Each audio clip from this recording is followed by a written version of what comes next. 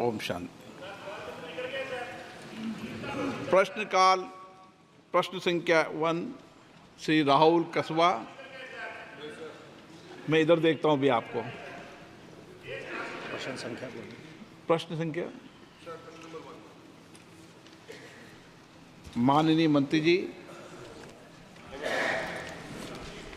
उत्तर सभा पटल से। माननीय सदस्य। धन्यवाद अध्यक्ष महोदय। अध्यक्ष महोदय, देश के अंदर 15 दिसंबर 1963 को पहला केंद्रीय विद्यालय स्कूल खोला गया देश के अंदर। उसके बाद आज तक देश के अंदर करीब 1253 स्कूल खोले गए हैं। बीते हुए 5 सालों की अगर मंत्री महोदय के जवाब के अनुसार बात करूं तो 48 स्कूल नए खुले, जिसमें से राजस्थान प्रदेश को मात्र 2 स्कूल मिले हैं। जिस स्पीड से स्कूल पिछले 56 साल में खुले, करीब 22 स्कूल प्रति साल खुलते गए और बीते हुए 5 साल में मात्र 2 स्कूल ही प्रति साल खुले। एक तो ये स्पीड बहुत ही कम हुई और जो गाइडलाइंस बनाई गई थी वो गाइडलाइंस 1963 के हिसाब से बनाई गई।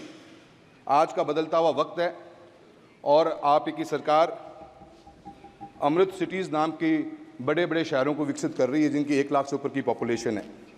सर, मैं आपके मार्फत से मंत्री महोदय जानना चाहता हूं कि क्या सरकार अपनी नीति में परिवर्तन लाएगी और लाके ऐसे स्कूल्स जो 1 लाख से ऊपर की आबादी के स्कूल्स हैं, जो सिटीज़ हैं, जैसे मेरा यही लोकसभा क्षेत्र का सुजानगढ़ शहर है जिसकी 1 लाख से ऊपर की पॉपुलेशन है, क्या आप अपने नीति में परिवर्तन लाने के बाद में क्या इन ऐसे स्कूल, ऐसे शहरों में स्कूल खोलने का कोई प्रावधान रखते हो?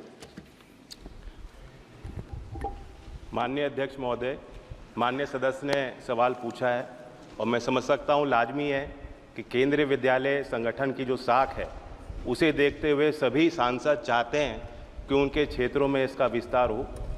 पूरे देश में 1253 केंद्रीय विद्यालय खुले हैं और 6 साल के दशक में चाहे एकेडमिक परफॉर्मेंस हो, किसी भी मानक को आप देखेंगे तो दूसरी संस्थाओं को सरपास कर रहा है। राजस्थान के संबंध में माननीय सदस्य ने सवाल पूछा है और सुजानगढ़ के संबंध में मुख्य सवाल में उन्होंने पूछा।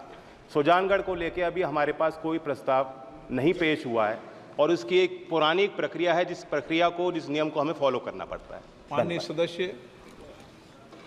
मंत्री महोदय, मैंने यही बात पूछी है कि क्या हम पॉलिसी को चेंज करने की कोशिश करेंगे, क्योंकि आज की तारीख में दूर दराज के अंदर जहाँ स्कूल है, आज मेरा केंद्रीय विद्यालय जहाँ चूरू में है उससे 150 किलोमीटर की दूरी पड़ती है सुजानगढ़ की, और हम चाहते हैं कि हर एक पॉइंट पे एटलीस्ट हम अमृत सिटीज़ को तो टारगेट करें जहाँ 1 लाख से ऊपर की पॉपुलेशन है, और सुजानगढ़ को भी आप इसमें प्रायोरिटी लेंगे।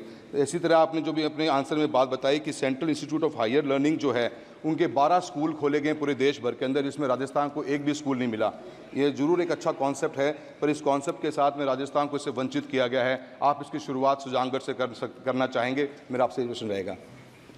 अध्यक्ष जी, जैसा मैंने अभी कहा, एक प्रक्रिया है और उस नीति के तहत केंद्रीय विद्यालय का निर्णय लिया जाता है। उसके कुछ मानक भी हैं। पहले तो हमें प्रस्ताव प्राप्त होना चाहिए, राज्य सरकार द्वारा होना चाहिए, गवर्नमेंट के मंत्रालय विभाग इसकी स्थापना कर सकते हैं। साथ साथ प्रोजेक्ट मोड में भी केंद्रीय विद्यालयों का निर्माण होता है। जो 12 केंद्रीय विद्यालय का जिक्र माननीय सदस्य कर रहे हैं वो प्रोजेक्ट मोड में भी हुए हैं। राजस्थान हमारी सरकार की प्राथमिकता रही है और आगे भी केंद्रीय विद्यालय संगठन की तरफ से वहाँ जो हमारी संस्थाएं हैं उनकी देखरेख को लेकर, उनके व्यवस्थाओं को लेकर हम निरंतर काम करते हैं।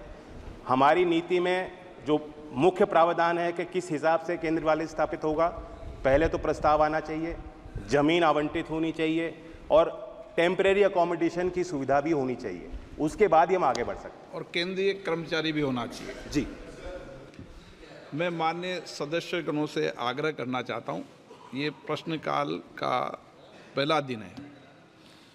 माननीय सदस्यगण भी प्रश्न संक्षिप्त में पूछे, माननीय मंत्री जी भी संक्षिप्त में जवाब दें, तो हम ज़्यादा क्वेश्चन ले सकते हैं। ये मेरा आग्रह है। श्री गोविंद कारजोल। सभी मान्य सदस्यों को जो प्रथम बार आए उनको पर्याप्त मौका देंगे। मैंने कनी मोदी जी को बता दिया, वरिष्ठ सदस्य को भी आग्रह किया है कि पहले प्रथम बार चुनकर आए उनको प्रश्नकाल में प्राथमिकता देने का मेरा आग्रह है, जिसको सदन मानेगा। आपको बोलने गोविंद अभी Govind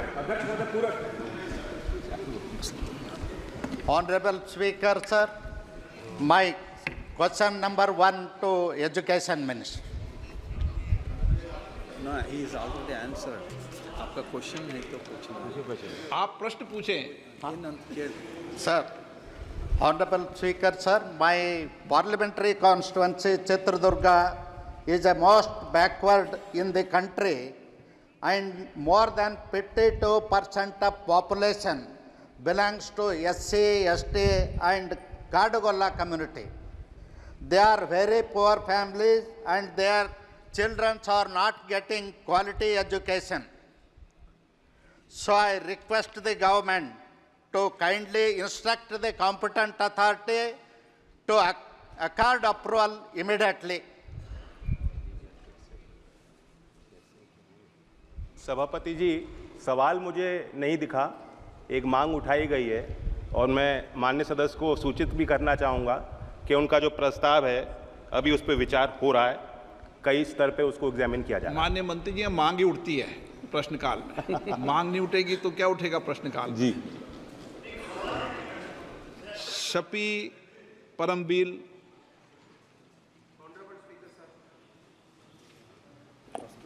Honorable Speaker, sir. Sir, we would like to know what is the expected timeline of the construction of the building of Talasheri KV, as the state government has already allotted 8 acres of land for the same.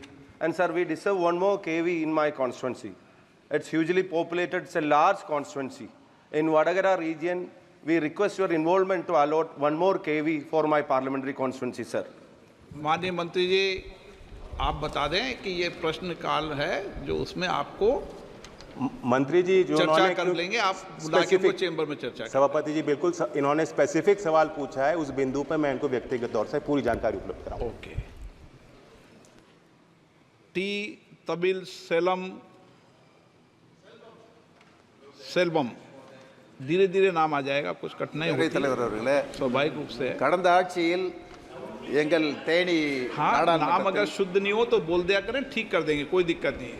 கடந்த ஆட்சியில் தேனி பாராளுமன்றத்தில் கேந்திர வித்யா பள்ளி துவங்குவதாக ஒரு செய்தி இருந்தது. இன்னும் அதற்குண்டான அறிகுறி வரவில்லை. அந்த பள்ளியை தேனியில் கேந்திர வித்யாலயா பள்ளியை துவங்குவதற்கு அரசு முன்வரும் என கேட்டமைகிறேன்.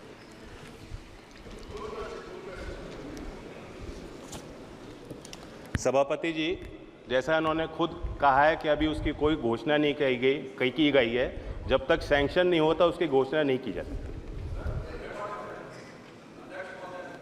प्रश्नकाल में माननीय सदस्यों, प्रश्न number 2 Shri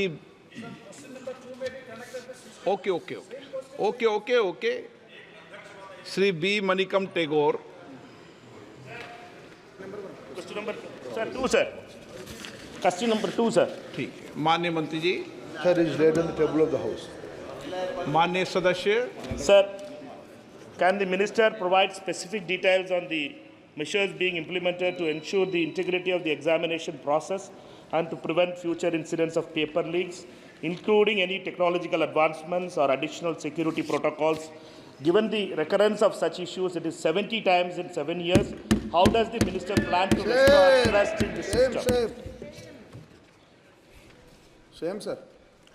Speaker, sir, honorable member has raised a question regarding question paper leak in last 7 years, 70 times. Sir, with full responsibility, I would like to submit in front of House through you, sir. There is no evidence of paper leak in last 7 years in any numbers. So there are incidents.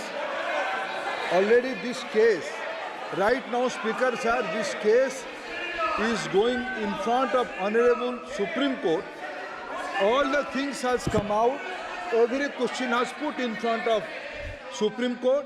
Honorable CJI is personally presiding over that bench, and with full responsibility, I can say, in last, after NTA, more than 240 examination has been conducted, more than 5 crore students has been applied, and more than 4.5 crore students successfully participated in the examination. These are the all fact and records. Supplementary. Sir, Sir, in light of the severe breach in the examination process and the significant impact of over 24 lakh students, does the minister accept the responsibility for these failures? Given the gravity of the situation, the uphold accountability and integrity of the office, will the minister consider resigning? Speaker sir, I am here on the mercy of my leader, Prime Minister sir. So, whenever accountability comes, my government is collectively answerable to that. Sir, regarding anomalies and some information of malpractices, yes, Speaker sir, in the out of 4,700 centers, only due to proactive approach of Bihar police, only in one place in Patna and surroundings points, there is an incident of anomaly. Central Bureau of Investigation is getting into the details. Some action has been taken. Nothing is, when hiding nothing, everything is on record. Only singularly one incident is there. That is in around of Patna, and Bihar police and CBI are proactively taking action on that. Dr. V. Kalanidhi. Sir, it is unfortunate that the Honorable Prime Minister is not here for this discussion where this is of a national importance, sir. The Honorable Prime Minister was here. He could have waited for 5 minutes. आप प्रश्न पूछ रहे हैं क्या? Sir, I will tell you, sir, this NEET is a problem which is being faced in all states, sir, especially in Tamil Nadu. We have been, from its inception, we have been objecting to NEET, and we have said that the decision to implement NEET should be given to the states, sir. The states should be allowed to decide whether NEET should be practiced in the individual states or not. Sir, we have asked a question if there is a proposal to scrap NEET, and that question is loaded with the deaths of so many students, sir. Starting from Anita, so many students have died because of this NEET exam, and they come out with a single line, sir. At present, there is no proposal to scrap the NEET UG examination. We probably should write it on their deathbed, sir. We should write it on the students' deathbed that the government is saying that we have no proposal to scrap this things. Sir, I request that this government should scrap NEET. And you are talking so much about the constitution, sir. Sir, during the emergency, you are talking about Samvidhan and all those things. Sir, 1 minute, sir. I will finish. Speaker sir, with your permission, I would like to. Okay. Sir, I would like to submit in front of you, in front of this House through you, sir. Sir, let me inform this August House the background of the NEET. When this has been the singular all India examination pattern, when this has been decided. I am putting the facts in front of you. Sir, in 2010, for the first time,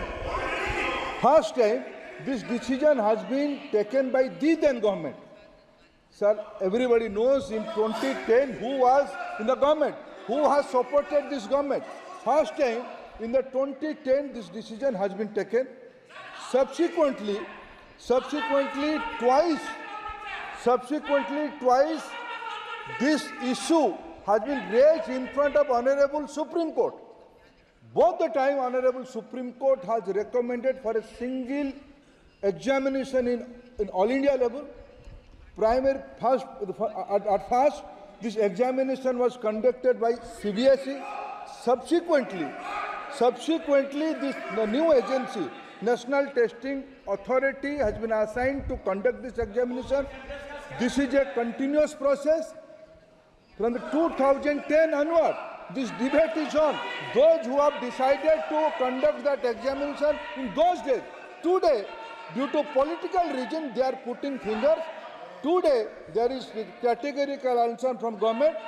Due to Supreme Court's guidance and the instruction, single examination, all India pattern examination is very successfully on. And regarding Tamil Nadu, sir,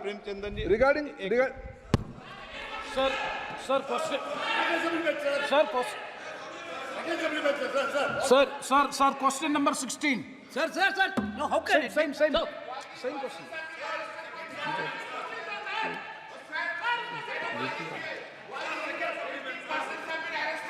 sir N K. Premchand ji क्या आप प्रश्न नहीं करना? N K. Premchandan ji sir please. Sir, the basic issue before us is the credibility of the competitive examinations has already been lost. So 24 lakhs of students have appeared for the NEET UG examination this time. The corruption has started, begins from the date of registration. Now this time the registration date has been extended, and for correcting the Aadhaar updation, that has also been extended. And the leakage of paper has also happened in Patna. And after all these things, now the future of the students is in big danger, and they are very much apprehensive. They are all approaching us as the people's representative. So the point is, the CBI investigation is going on. So far, only one case is registered and one FIR is registered. CBI investigation is going on, and a committee has also been constituted to look into it. So our case is whether, since it is a matter which is concerning the people at large, I think that this is the right forum by which this matter has to be discussed. So my question is, one question is regarding the centers of excellence like AIMS, JIGMA, AFC, whether a separate competitive test will be conducted, and in order to examine in detail whether a joint parliamentary committee be constituted so as to investigate into this matter. That is a specific question I am asking, sir. Honorable Speaker, sir, as I said in my previous reply, there is a background why this pattern of NEET examination is conducted. With utmost respect to this House, I am again politely saying, due to different views, Honorable Supreme Court has categorically twice said this centralized examination pattern has to be there. Regarding some anomalies, very government has nothing to hide. We have put all the facts in front of Supreme Court. Very right now, Supreme Court is hearing that case. It will be proper to just wait and watch what Supreme Court is giving instruction, and this House is open to any kind of discussion. Akhilesh Yadav ji 1 minute में सबका जवाब दूंगा आज. चलो बैठो. अध्यक्ष महोदय, मैं आपका धन्यवाद देना चाहता हूं. देश के बहुत महत्वपूर्ण सवाल पर आपने मुझे पूछने का समय दिया है. अध्यक्ष महोदय, ये सरकार किसी और का रिकॉर्ड बनाए ना बनाए, लेकिन पेपर लीक का रिकॉर्ड जरूर ये सरकार बनाएगी. अध्यक्ष महोदय, मुझे इसके बैकग्राउंड में नहीं जाना है कि पूछें. अध्यक्ष महोदय, मुझे बैकग्राउंड में नहीं जाना है कि कब, कैसे, किस संस्था को बनाया गया है.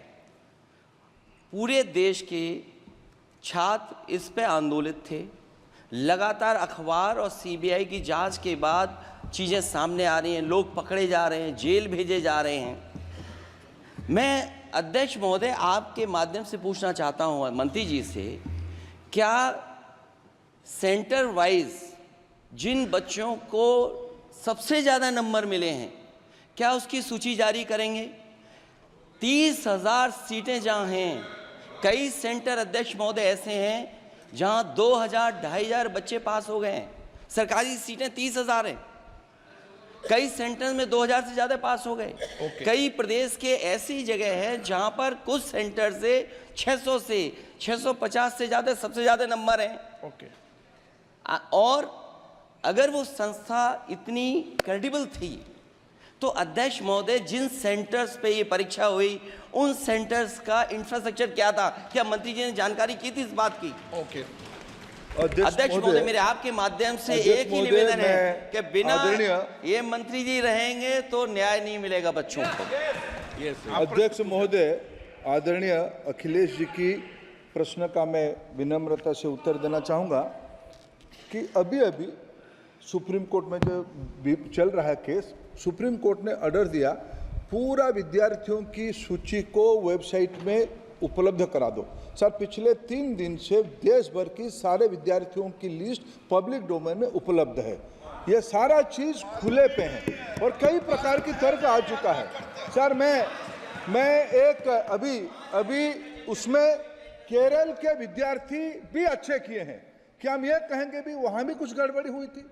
ऐसे आरोप करना, मैं देश की ग्रामीण इलाका, देश की एसटी एससी इस बार सबसे अच्छा परफॉर्मेंस करने वाले देश की एसटी एससी ग्रामीण बैकग्राउंड आर्थिक पिछड़े लोगों की है. क्या हम उनकी मेधा को हम चुनौती देते हैं?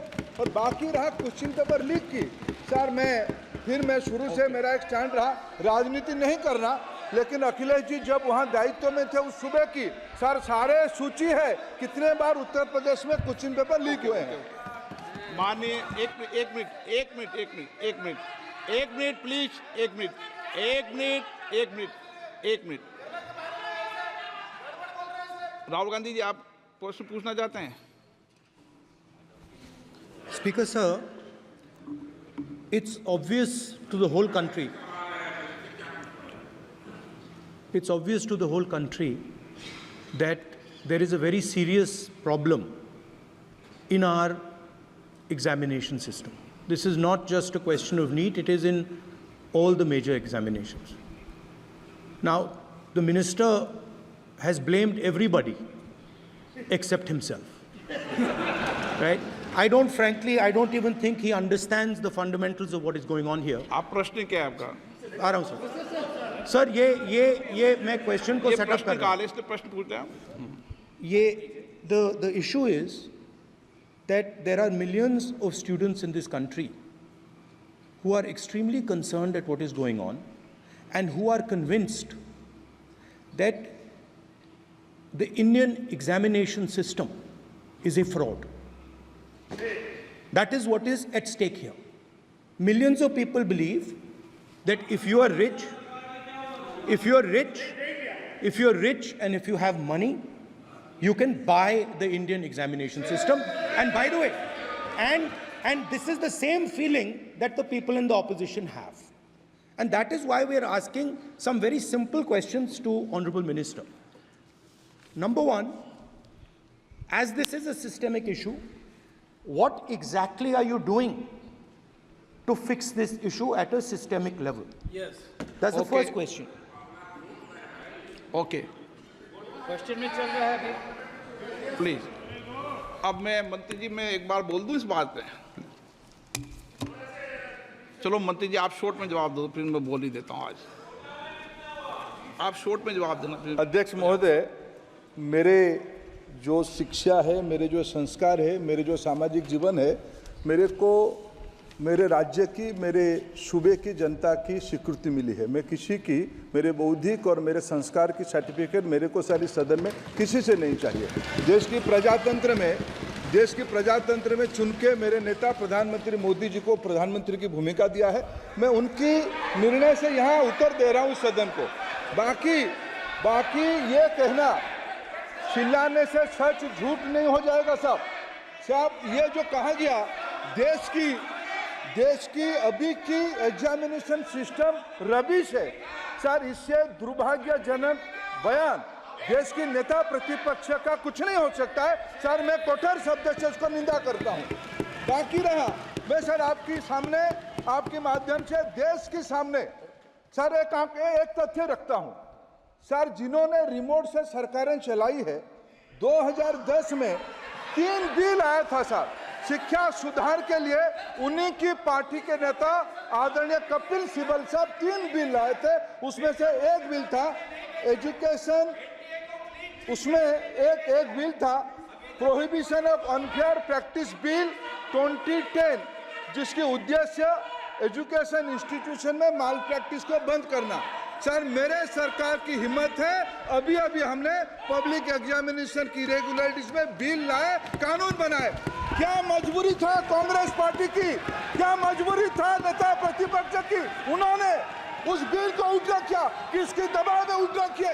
क्या निजी मेडिकल कॉलेज की दबाव में, उनकी घूसखोरी की दबाव में उन्होंने उस बिल को उल्टा किया था? सच सुनने की सामने नहीं है ये।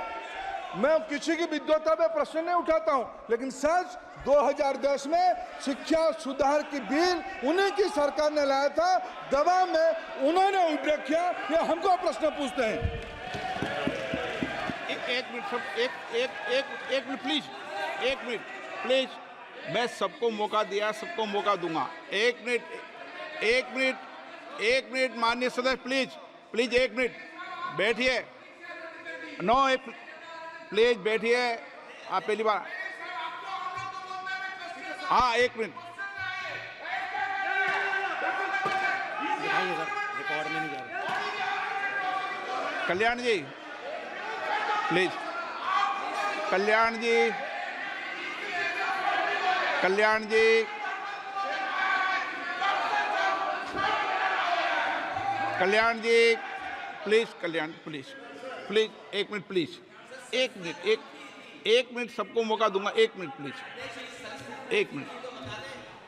माननीय सदस्यगण, विषय महत्वपूर्ण था, मैंने सबको अलाउ किया, लेकिन एक बार इस सदन के अंदर ये सार्थक चर्चा होनी चाहिए, क्योंकि प्रश्न ये था कि परीक्षाओं के विषय के अंदर, और आप सबको पता है देश में अलग अलग राज्यों के अंदर भी अलग अलग दलों की सरकार रही, और उन अलग दलों की सरकार में आपकी भी सरकार रही, अन्य दलों की सरकार रही, वहाँ भी कई बार प्रश्न लीक हुए, प्रश्न पत्र लीक हुए और परीक्षाओं पर प्रश्न उठे। मेरे सवाल, एक मिनट मैं बता रहा हूँ जिसको, आप पूरी बात सुनिए मेरी। मेरा कहना ये है कि हम और उन एक मिनट प्लीज बैठिए, प्लीज बैठिए, एक मिनट नीट नहीं सारी। हमारा सवाल ये है कि हम यहाँ इसलिए चिंता के लिए बैठे हैं कि भविष्य में हमारे विद्यार्थियों के भविष्य पर कोई विषय न उठे, इसलिए किस तरीके का मैकेनिज्म डेवलप करें, परीक्षाओं का क्या बेहतर सिस्टम डेवलप करें, इसमें सबके सुझाव आए ताकि भविष्य के अंदर, और उसके लिए जो उत्तम सुझाव हो सकते हैं सरकार भी उस उत्तम सुझावों को मानेगी। एक मिनट, लेकिन हम अगर सारे परीक्षाओं पर सवाल उठाएंगे तो कई राज्यों में कई दलों की सरकार है जो परीक्षाएं आयोजित करती रहती है। हम सारी परीक्षाओं पर सवाल उठाएंगे तो जो बच्चे उत्तीर्ण होते हैं उनके भविष्य पर और भारत की परीक्षाओं पर, भारत की शिक्षण व्यवस्थाओं पर, पूरे विश्व में एक बहुत गंभीर असर पड़ेगा, जो सदन की चिंता का विषय है। और इसके लिए सभी राज्यों ने अपने अपने यहाँ कानून बनाए, संसद ने भी कानून बनाए। कानून बनाने के अलावा इस विषय के अंदर एजेंसी जांच कर रही है, कोर्ट निगरानी कर रही है। हमारा सवाल ये होना चाहिए कि हम कैसे सकारात्मक रूप से सुझाव देकर इस सिस्टम को और बेहतर कर सकते हैं, ये होना चाहिए। आरोप प्रत्यारोप से सदन नहीं है, आप बेहतर सिस्टम डेवलप करो। और कभी भी सारे एग्जामिनरों पर सवाल उठाना सदन के लिए उचित नहीं है। ये सदन इसके लिए है भी नहीं platform. No question number 3 Shri D Prasad Rao. प्रश्नकाल में सबको सवाल उठाने दिया और एक बार सवाल उठाने के बाद दोबारा नहीं उठाने दिया जाता। संसद नियम प्रक्रियाओं से चलती है और नियम प्रक्रियाओं से मैंने चलाया। श्री डी प्रसाद राव, प्रश्न नंबर 3 मैंने सदन की चिंता सरकार को बता दी है और आप सबको बता दी है। Honorable Speaker, thank you so much for allowing me to speak this important question. I am Prasad Rao from Chittoor constituency, Andhra Pradesh. Our beloved Honorable CM Chandrababu Naidu Garu has requested substantial financial support from the center to help reconstruct and rebuild the Andhra Pradesh. एक minute please माननीय sir, आप प्रश्न संख्या 3 है, पहले बोलो प्रश्न संख्या 3। Question number 3। माननीय मंत्री जी, कोई दिक्कत नहीं, सब सीधे पहली बार आए। अब माननीय प्रश्न पूछें प्लीज सदस्य। Thank you very much for allowing me to speak this very important question, Honorable Speaker. This is Prasad Rao from Chittoor constituency, Andhra Pradesh. Our beloved Honorable CM Chandrababu Naidu Garu has requested substantial financial support from the center to help reconstruct and rebuild the Andhra Pradesh, which is facing acute financial challenges, stalled infrastructure projects. In this context, Honorable Speaker, I would like to know from the Honorable Minister about the centrally sponsored schemes and the projects that have been stopped or discontinued in the state of Andhra Pradesh, along with the reasons for the same. The current state of the stalled or delayed schemes in the state and the reasons behind the halting and slowdown of these projects. And the reply given to the question, the unutilized certificate was not furnished. It was a general reply. I request Honorable Speaker to furnish the utilization certificate for the funds allotted to the Andhra Pradesh for the last 5 years. Thank you very much. माननीय मंत्री जी। अध्यक्ष महोदय, माननीय सदस्य ने जो ये बताया है कि माननीय मुख्यमंत्री जी आए थे, मैं उनको बताना चाहता हूं कि इस आशय का पत्र माननीय मुख्यमंत्री जी ने भारत सरकार को प्रस्तुत किया है और भारत सरकार की इस प्रकार के सभी अनुरोधों का परीक्षण कराने के बाद ही नियमानुसार कार्रवाई करती है तथा आंध्र प्रदेश के भी अनुरोध का भी इसी प्रकार से समुचित परीक्षण करके निर्णय परीक्षण किया जाएगा। जहाँ तक केंद्र प्रायोजित योजनाओं का सवाल है के संबंध में माननीय सदस्य ने प्रश्न में बताया कि मैं उनको बताना चाहता हूं कि केंद्र में प्रायोजित योजनाएं सभी राज्यों के लिए होती हैं और केंद्र सरकार की तरफ से किसी योजना को राज्य विशेष के लिए बंद नहीं किया जाता है।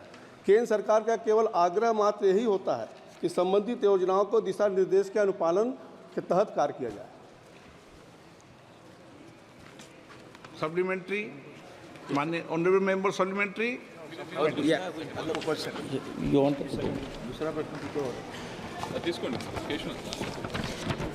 Question number 2। एक माननीय सदस्य दो पूछ सकता है, मूल प्रश्न और सप्लीमेंट्री। कोई बात नहीं, पूछना है तो कोई अनिवार्य नहीं है, कोई बात नहीं।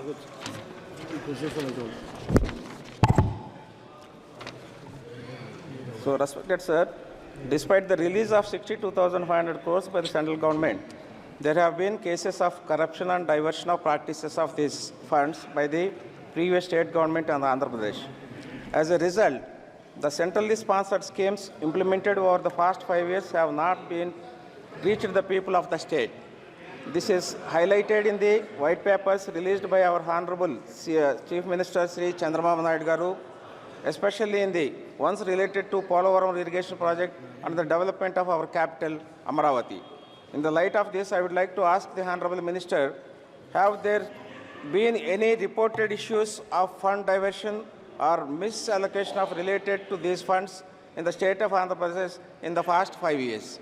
The second one is, if such issues have been reported, the detailed information on these instances and the measures taken to address them may be furnished. Thank you. माननीय मंत्री जी। माननीय अध्यक्ष जी, मैंने पहले भी बताया कि केंद्र प्रायोजित योजनाओं का कहीं ना कहीं केवल भारत सरकार का होता है कि जो दिशा निर्देश उसके अनुसार पालन किया जाए। जहाँ तक पोलोवरम और उसके विषय में, राजधानी के विषय में बात किया है माननीय सदस्य जी ने कि आंध्र प्रदेश राज्य पुनर्गठन अधिनियम 2014 के माध्यम से जो आंध्र प्रदेश की आर्थिक सहायता के लिए मात्र बना था, उसके लिए भारत सरकार ने अब तक जो रिसोर्स गैप के मध्य में 1678.76 करोड़ रुपए, जो रायसीना उनका पिछड़ा जिला है 7, उसमें 1750 करोड़ रुपए, और राजधानी अमरावती की जो बात कर रहे हैं उसमें 2500 करोड़ रुपए, और पोरोलम नेशनल इरिगेशन के लिए भी 15,147 करोड़ रुपया और विशेष सहायता उपाय के लिए 15.81 करोड़ रुपया दिया गया है। लगभग 35,492 करोड़ रुपया अब तक भारत सरकार आंध्र प्रदेश सरकार को दी। Shri K C. Nenan Shivnath.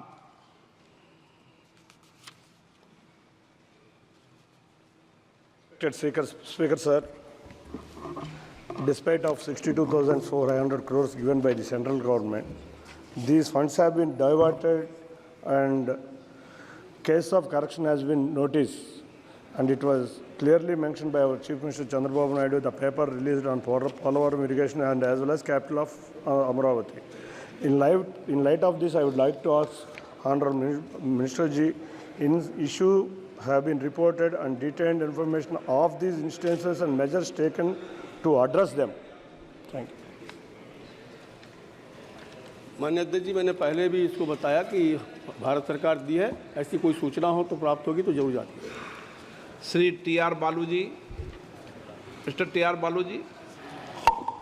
So, Honorable Speaker, sir, it's very strange in Chennai and suburban Chennai. There is a very big project is going on from 2019 onwards. The PAB has approved the project in 2019.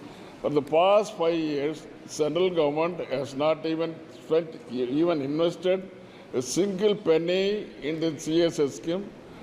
For the past 5 years, work is going on.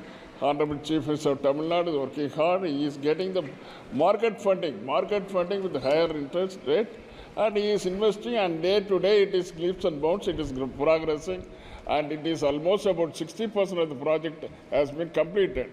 But so far, central government has not come forward to invest even a single paisa, sir. Are we in federal setup or not? That is what I want to know. माननीय मंत्री जी। माननीय अध्यक्ष जी, माननीय सदस्य ने जो प्रश्न उठाया है, क्योंकि ये प्रश्न से संबंधित नहीं है, क्योंकि ये केंद्र प्रायोजित योजना आंध्र प्रदेश से संबंधित प्रश्न था। बाकी उनको जानकारी चाहिए तो भेजेंगे तो उनको उपलब्ध करा जाएगा।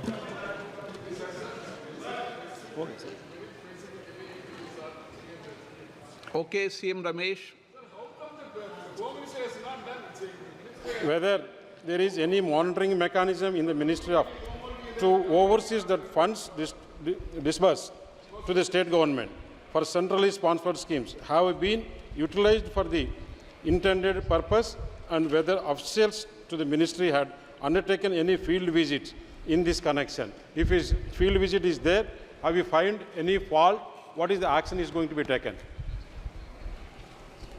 सब अध्यक्ष महोदय, जहाँ तक व्यवस्था का सवाल है, अभी जल्दी PFMS की पूरी प्रक्रिया क्रियाशील होने के बाद राज्य सरकारों को दी जाने वाली धनराशि का अंतिम उपयोग इसमें प्रदर्शित होता है, और इस रूप में PFMS द्वारा पारदर्शी तरीके से धनराशि का व्यय सुनिश्चित हो रहा है, और राज्य सरकार द्वारा अपनी हिस्सेदारी जारी करने, उपयोग प्रमाण पत्र देने के बाद ही योजना पर धनराशि जारी किया जाता है।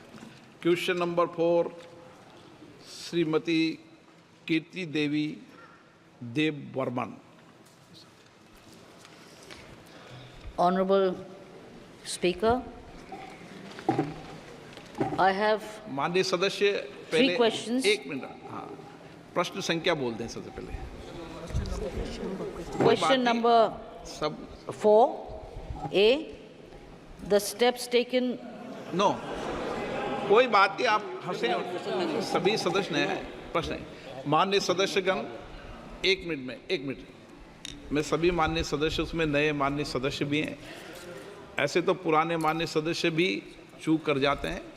मैं सभी माननीय सदस्यों से आग्रह करता हूं कि प्रश्नकाल में सबसे पहले हमें प्रश्न संख्या बोली जाती है, प्रश्न संख्या 4-3 संख्या बोली जाती है, फिर माननीय मंत्री जी सदन के पटल पर बात रखते हैं, उसके बाद प्रश्न पूछा जाता है, और एक माननीय सदस्य एक मूल प्रश्न, एक सप्लीमेंट्री प्रश्न पूछ सकता है।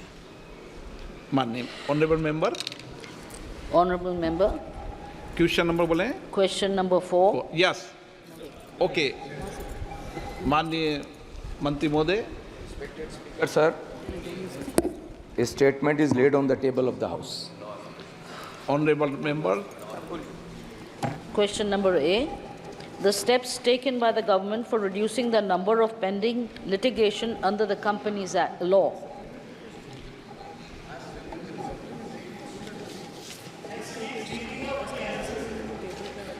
Honorable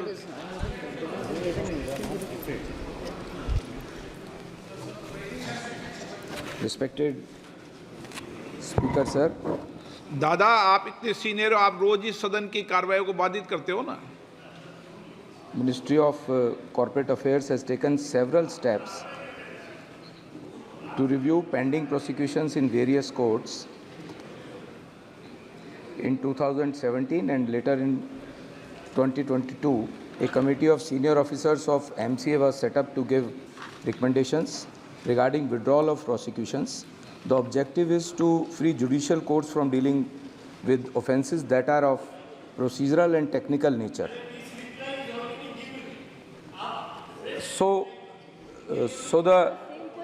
the question is, the answer of the question is this. आप माननीय मंत्री जी कभी कोई सदस्य का जवाब नहीं देते, आप तो The answer is already put on the table, sir. Honorable member, supplementary. Supplementary B, the data regarding the number of cases withdrawn or reduced as part of the efforts of the government to reduce the litigation burden. I would like to ask this question. माननीय मंत्री जी। In 2017, 14,247 prosecutions were withdrawn as a special drive in one, already written statement has been given, and there is a decision taken by the ministry to withdrawal of 7,338 compoundable offices which have been identified, and among them 6294 applications for withdrawal have been filed before the various courts. Shri Jagdamba Pal ji.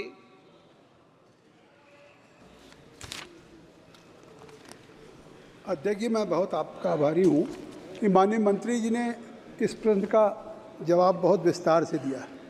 माननीय मंत्री जी ने अपने उत्तर में स्वीकार किया है कि हम कंपनी एक्ट के अंदर जो लिटिगेशंस बरसों से पड़े हुए हैं उनकी पेंडेंसी को रिड्यूस करने के लिए 2017 में एक कमेटी बनाई और 2022 में एक कमेटी बनाई। तो मैं आपके माध्यम से जानना चाहता हूं कि 2017 की जो कमेटी बनी मिनिस्ट्री ऑफ कॉरपोरेट अफेयर्स की और 2022 की बनी, उसकी रिकमेंडेशंस क्या थी और कौन कौन सी रिकमेंडेशंस उन्होंने लागू किया। इस पर सरकार स्वयं चिंतित है, प्रधानमंत्री जी भी कि ईज ऑफ डूइंग बिजनेस में हम करें और जिससे हमारा FDI भी बढ़ा है। मैं उस विस्तार में नहीं जाना चाहता हूँ, केवल सवाल आपके माध्यम से चाहता हूँ कि सेबी ने भी जो इस संबंध में कदम उठाए हैं ईज ऑफ डूइंग बिजनेस के लिए और जिसके लिए strengthen and corporate governance framework for the listed entities in last 1 year through measures like introduction of business responsibility and sustainability report core, rationalizing disclosure of material events or information by listed entities, empowering shareholders as listed entity। तो ये जो सेबी के द्वारा कदम उठाए गए हैं, काफ़ी कदम उठाए गए हैं सरकार ने, तो इस संबंध में भी इसका क्या प्रभाव पड़ा है केसेज के रिडक्शन में या केसेज के पेंडेंसी में। Honourable minister.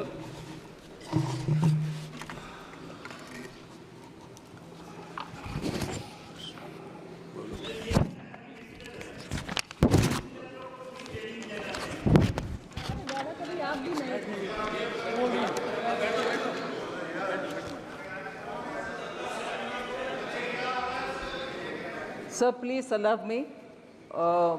MOS Harsh ji is trying to come up with answers. He's given a comprehensive written answer. Maybe he'll take a while to be able to articulate it orally. But I just want to add some things which are very important from the point of view of the First Lady member who's asked this question, and also Shri Jagadambika Pal. Sir, Ministry of Corporate Affairs has taken a lot of steps towards reducing pending cases, and as was mentioned earlier, there was a special drive phase 1 and a special drive phase 2. Special drive phase 1 was in 17, special drive phase 2 has been implemented in 23. Till July of 24, that is this month, 15th, 6,294 applications for withdrawal have been filed before the various courts. Now, specifically on ease of doing business, a lot of steps have been taken, nearly 11 steps which have been given in the written reply. So, nearly 11 steps have been taken which were mentioned worthy, which are being specifically said in the reply. But most importantly, decriminalization of 63 major offences. एक minute माननीय सदस्य, बैठे बैठे प्रश्नकाल में नहीं बोला जाता है, टिप्पणी नहीं की जाती, ठीक है ना माननीय मंत्री जी। So 63 offences have been decriminalized, and as a result of which companies today are able to carry on their functions without the worry of compliance. There was a central processing center which has been set up so that specified non-STP e-reforms can also be, e-forms related questions can also be taken up. So the most important part of this is zero fee for incorporation has been brought in for companies with authorized capital of up to 15 lakhs, meaning small companies which have small capitals with which they start their business, there is no fee charged. These are as a matter of ease of doing business, other than simultaneously acting on reducing the pendency in the courts. Therefore, this question which relates to ease of doing business and also reduction of pendency has both sides on which the minister is trying to answer. Sir, the most important question which Sri Jagadambika Pal raised about the SEBI, sir, I want to underline the fact that the reforms which have been brought by the SEBI, particularly in timelines which have been given for settlement of claims, is a remarkable step taken forward, and our markets have also been, and companies have also benefited from it. In fact, we are far ahead of the very many other countries where similar companies law operate. They are still not able to settle claims within even T+6, T+5 or T+4. We have even come to T+1, which is effectively being run today. So SEBI-related reforms also are coming up with ease of doing business and treating both all stakeholders with great comfort. So this question is a very large, this question pertains to a large area of reforms in companies' matters, both related to pendency reduction and ease of doing business. So the question that, that was getting answered by our new MOS was actually a larger context on which the written answer is far more comprehensive than what the minister has tried to start answering with. But new ministers will take a bit of while, but for us to listen to them, all of us, I would request all of us to kindly accommodate their attempt to answer. Shri Shashi Tharoor ji. Mr. Speaker, the Honourable Minister has given us a kind of laundry list of initiatives, but she's overlooked a very crucial issue, sir, which is that 67% of the pending litigation cases relating to insolvency have exceeded the 270-day time frame, precisely because there has been no attention paid to the staffing levels of the NCLAT, sir. For example, all the southern states, all 5 southern states and 2 UTs, we have 1 NCLAT in Chennai. And there, sir, according to a media report, the bench has 1 stenographer who doubles up as PA to the technical member, and the registrar sits in Delhi. Sir, this is a preposterous situation. What I would like to ask the Honourable Minister is, what is she doing, what is the ministry doing about giving some attention to the staffing crisis facing the NCLATs, and in particular for the southern states? Would she be willing to consider a separate NCLAT for a state like Kerala, where our cases are pending for so long, sir? Thank you, Mr. Speaker. Sounds very interesting to say I've given a laundry list, but we have done so many reforms, so we need to list it all. And I appeal to the honourable member to read it so that he can differentiate between a typical laundry list and a list of actions taken for reforming the process. Honourable Member Shashi Tharoor should actually differentiate between a laundry list and the list of reforms undertaken by us. So with that said, sir, and with that said, I quite agree with the Honourable Member. Staffing and filling up the vacancies of NCLT and NCLAT is a challenge which we are trying to meet. We are certainly conducting periodically interviews and also advertising for positions and working with the Supreme Court so that we get the right members to appoint them in the various company law tribunals. Yes, it is the truth that there is only one NCLAT, and that is located in Tamil Nadu. I'm sure for now at least, the southern states would find that it is not located in the north and it is in Chennai, and therefore for now at least, NCLAT in Chennai would serve the purpose. However, I do appreciate that we need to have greater number of appellate tribunals, but this is not something which I can just do.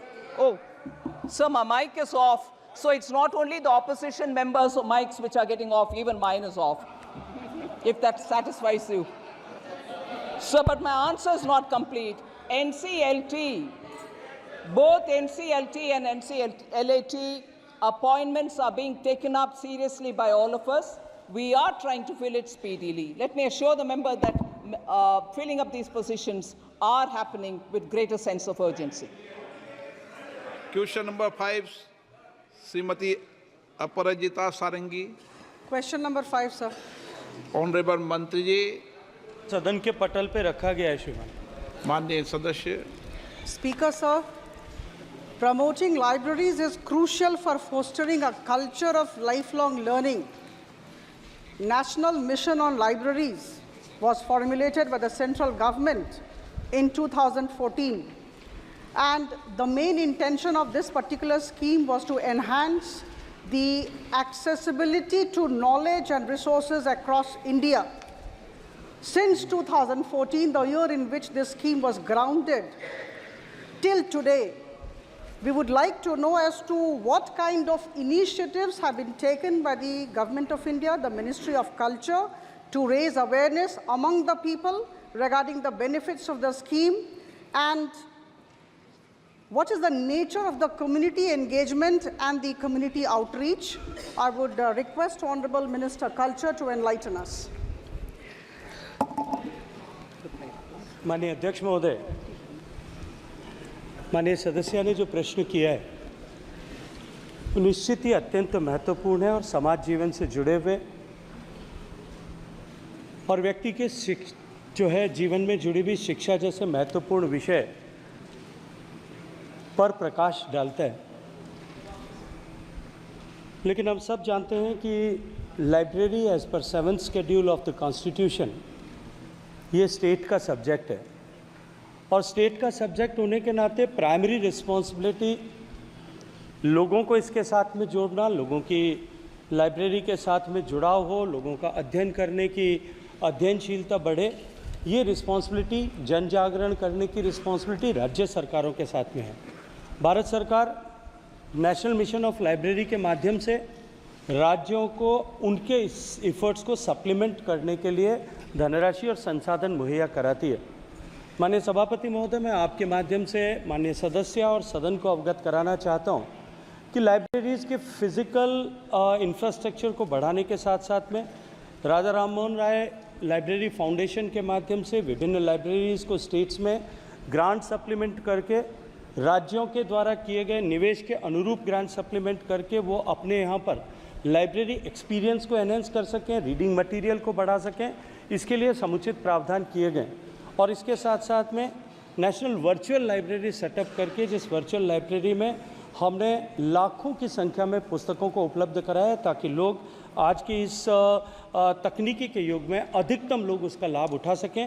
मैं आग्रह करूंगा माननीय सदस्यगण जितने भी यहाँ उपस्थित हैं वो सब अपने क्षेत्र में जिस तरह से लाइब्रेरीज़ को, डिस्ट्रिक्ट लाइब्रेरीज़ को स्ट्रेंथन स्टेट ने किया, भारत सरकार के एफर्ट से किया है, कुछ जगह पर ग्रामीण लाइब्रेरीज़ को भी हमने स्ट्रेंथन किया है, स्टेट लेवल लाइब्रेरीज़ को भी स्ट्रेंथन किया है, उसके बारे में अधिकतम जागरूकता अगर अपने क्षेत्र में बढ़ाने के लिए सहयोग करेंगे तो निश्चित ही उसके माध्यम से हम लाइब्रेरीज़ को कब तक लोगों को पहुंचाने में और अधिक सफलता प्राप्त कर सकेंगे।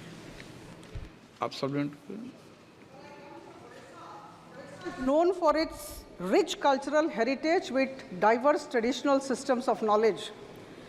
I would request Honorable Minister Culture to tell us as to how is the National Mission on Libraries helping the preservation and dissemination of traditional systems of knowledge. एक नया मेंबर का प्रश्न आ रहा है इसलिए मैंने उसको पूछा लूं, फिर एक साथ जवाब देना। डॉक्टर राजीव भारद्वाज।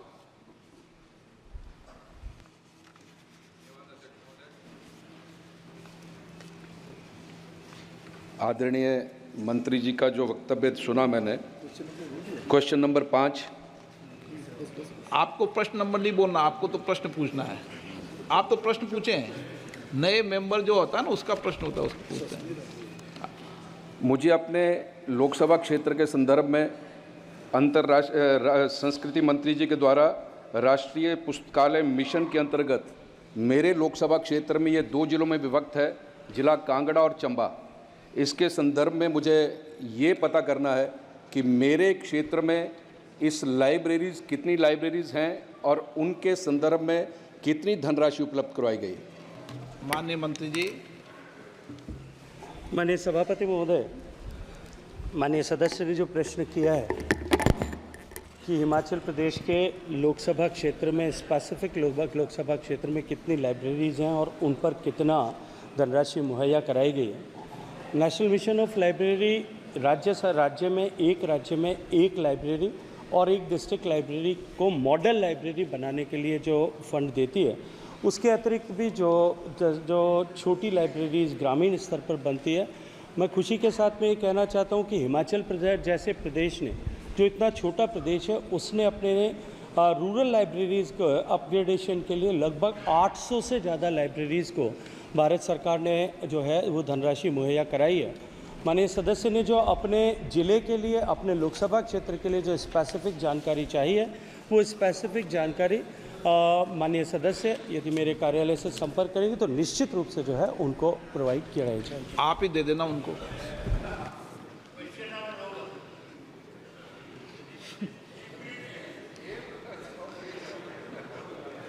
दादा आप नहीं हो तो सदन अच्छा नहीं लगे। माननीय सदस्यगण, मुझे कई माननीय सदस्यों द्वारा कुछ विषयों पर स्थगन प्रस्ताव की सूचनाएं प्राप्त हुई है। मैंने स्थगन प्रस्ताव की किसी सूचना की अनुमति प्रदान नहीं की गई है। सभा पटल पर रखे जाने वाले पत्र। हाँ, प्रश्नकाल समाप्त। प्रशिक्षण सबको सीखते रहना चाहिए। आप भी बताते रहोगे तो सीखता रहूँगा।